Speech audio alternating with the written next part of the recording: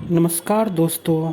आज का ओशो जी महाराज जी का डिस्कोर्स जो मैं लेके आया हूँ बहुत ही ख़ास होने वाला है, क्योंकि इस डिस्कोर्स में ओशो जी महाराज ध्यान के बारे में बात करेंगे कि ध्यान से बड़ा कोई भी साहस नहीं है। तो दोस्तों मेरे साथ आंख बंद करके ओशो जी महाराज की वाणी को सुनेंगे और महसूस करेंगे। मनुष्य क्यों व्यर्थ की बातों में उलझा रहता है? डर के कारण, भय के कारण। भय किस बात का? एक ही भय है जो लोगों को छाया की तरह पीछा कर रहा है 24 घंटे जागते सोते। और वह भय यह है कि अगर मैं व्यस्त न रहूं, उलझा न रहूं, तो कहीं मुझे मेरे भीतर का शून्य न दिखाई पड़ जाए, कहीं वो अतल खाई न दिखाई पड़ जाए। और वो अतल खाई है। तो भय एकदम झूठ भी नहीं, निराधार भी नहीं। अगर तुम बिल्कुल अव्यस्त हो, कोई काम नहीं है, तो तुम अचानक अपने भीतर के शून्य का अनुभव करने लगोगे, रिक्तता अनुभव होगी, खाली लगोगे। तुम जल्दी से किसी काम में व्यस्त हो जाओगे, क्योंकि खाली में अहंकार मरता है, गलता है। अहंकारी को तो व्यस्त रहना ही पड़ेगा। व्यस्त रह के ही अहंकारी अपने को मान सकता है कि मैं कुछ हूं। इसलिए लोग बड़े काम करना चाहते हैं, छोटे ही नहीं, बड़े काम करना चाहते हैं। ऐसे काम करना चाहते हैं कि दुनिया भर को पता चल जाए कि मैंने ये किया, कि मैंने वह किया। छोटे मोटे काम में रस नहीं आता। क्यों? क्योंकि छोटे मोटे काम छोटा मोटा अहंकार ही पैदा कर सकते। अब बुहारी लगाओ कि खाना बनाओ, कितना बड़ा अहंकार इसमें से पैदा करोगे। लेकिन प्रधानमंत्री हो जाओ, राष्ट्रपति हो जाओ, तो भारी अहंकार पैदा कर सकते कि मैं कुछ विशिष्ट, 60 करोड़ लोगों में मैं कुछ विशिष्ट हूं। तो लोग दौड़ रहे हैं, भाग रहे हैं, ऐसी जगह पहुंच जाना चाहते हैं जहां कुछ विशिष्ट काम में उलझ जाएं, अपने को भर लेना चाहते। मनस्विद कहते हैं कि जो आदमी जितना ही अपने भीतर की शून्यता से घबराया होता है, उतना ही पद लोलुप हो जाता है। भीतर जो लोग हीनता की ग्रंथि से पीड़ित होते हैं, वे लोग पद लोलुप हो जाते हैं। पद की दौड़ हीनता का प्रक्षेपण। जो व्यक्ति सचमुच ही भीतर हीनता से पीड़ित नहीं होता, वो पद की दौड़ में नहीं होता। उसे करना क्या है? वो जैसा है वैसा परम आनंदित है। उसका आनंद प्रधानमंत्री होने में नहीं है, न बहुत धन इकट्ठा कर लेने में, न बहुत यशस्वी हो जाने में। उसका आनंद तो वो जैसा है वैसे में ही है। इसी को तो कल रज्जब ने कहा, संतोष से दोस्ती करो। संतोष से दोस्ती कौन करेगा? वही कर सकता है जो अपने भीतर के शून्य के साथ राजी होने का साहस रखता हो। और ये बड़े से बड़ा साहस दुस्साहस है। इस जगत में और कोई साहस इतना बड़ा नहीं कि तुम खाली बैठ जाओ। ध्यान में बैठने से बड़ा कोई साहस नहीं है। तुम थोड़ा सुनोगे तो तुम चौंकोगे, तुम कहोगे इसमें क्या बड़ा साहस। एक आदमी पालथी मार के आंख बंद किए बैठ गया घड़ी भर, इसमें साहस क्या है? साहस तलवार उठाने में नहीं, तलवार उठाने में कुछ साहस नहीं।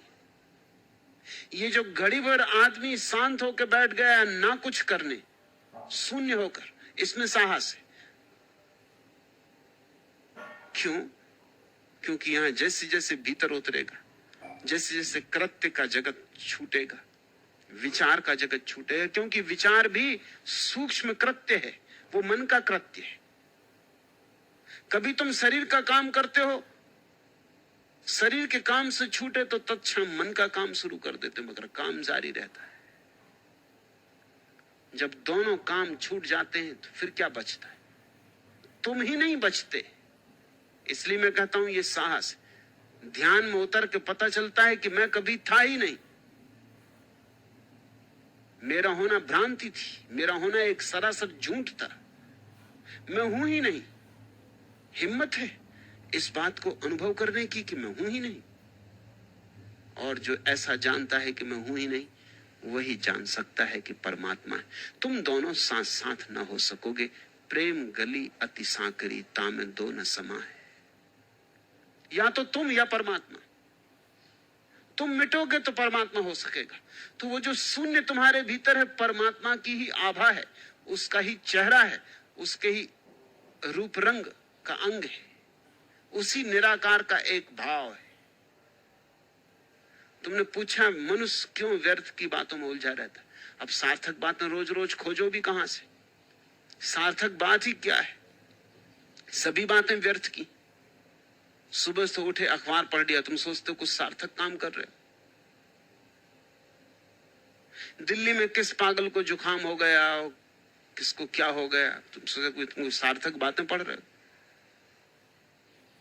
तुमको बड़ी काम की बातें पढ़ रहे हो।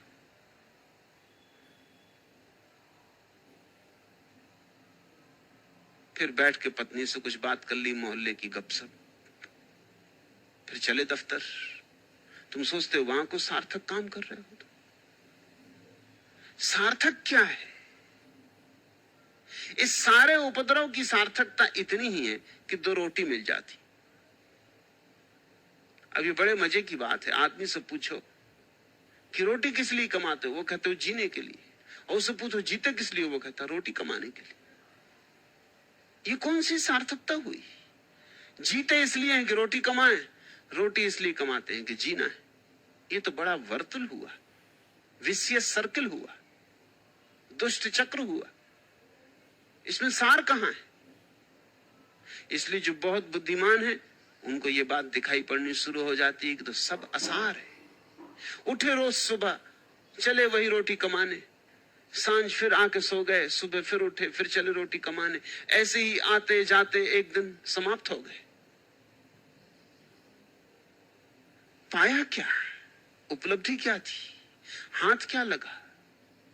मृत्यु में जो बच सके वही सार्थक है। ये मेरी सार्थक की परिभाषा है। जिसको तुम मृत्यु में भी अपने साथ ले जा सको वही सार्थक है।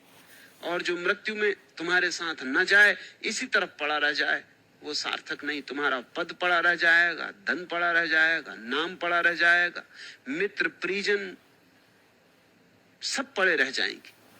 तुम जब जाने लगोगे अकेले, उस वक्त क्या तुम ले जा सकोगे?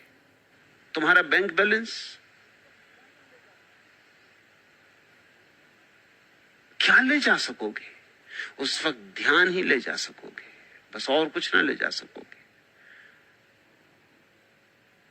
तो ध्यान का अनुभव एकमात्र सार्थक अनुभव है। ये तो बड़ी उपद्रव की बात हुई, उल्टी बात हुई। तुम जो भी करते हो सब व्यर्थ है। वो जो कुछ घड़ियां ना करने में बीतती हैं वही सार्थक है, क्योंकि वही तुम बचा के ले जा सकोगे। मगर उन थोड़ी सी घड़ियों में जो तुम शांत हो जाते हो, कुछ भी नहीं करते, मौत का साक्षात्कार करना होता है। मौत और ध्यान बड़े एक जैसे। ध्यान करने वाला रोज मौत में उतरता है, रोज मरता है, क्योंकि रोज मिट जाता है, भीतर सन्नाटा हो जाता है। खोजने से भी नहीं पाता अपना आपा कि मैं कहां हूं। कोई आत्मा नहीं मिलती, कोई भीतर नहीं मिलता, सिर्फ सन्नाटा मिलता है। सन्नाटा रोज गहन होता जाता है, खाई रोज गहरी होती चली जाती और गिरता चला जाता है, और कहीं जगह नहीं मिलती जहां पैर टेक के खड़ा हो जाऊं। यही तो मृत्यु का अनुभव है। इसलिए जिसने ध्यान में बार बार मर के देख लिया, जब मृत्यु आती है तो वो घबराता नहीं, क्योंकि ये मृत्यु तो वो रोज ही देखता रहा है। इसलिए ध्यानी मृत्यु के क्षण में निश्चिंत भाव से जाता है। ये तो परिचित बात है, ये तो रोज का मामला है। इतना ही नहीं कि परिचित है, इतना ही नहीं कि रोज की जानी हुई बात है, ये भी उसका अनुभव है कि जितना गहरा इस शून्य में उतरो उतने ही आनंद का आविर्भाव होता है। इसलिए वो मृत्यु का स्वागत करता, अंगीकार करता, उसे आलिंगन करता है, अतिथि की तरह, मेहमान की तरह द्वार खोलता है कि आओ, बहुत प्रतीक्षा की है तुम्हारी। और जो व्यक्ति मृत्यु को स्वागत से अंगीकार कर लेता है, वो मरेगा कैसे? वो मर कैसे सकता है? अब मैं तुमसे एक विरोधाभास कहना चाहता हूं। जो मरने को तैयार है, जो ध्यान में मरने को तैयार है, उसकी मृत्यु कभी नहीं होती, वह अमृत का धनी हो जाता है। लेकिन आदमी व्यर्थ की बातों में उलझा है, न हो बाहर तो खुद इजाद कर लेता है, खड़ी कर लेता है, झगड़े झांसे कर लेता है, उलझा लेता अपने को।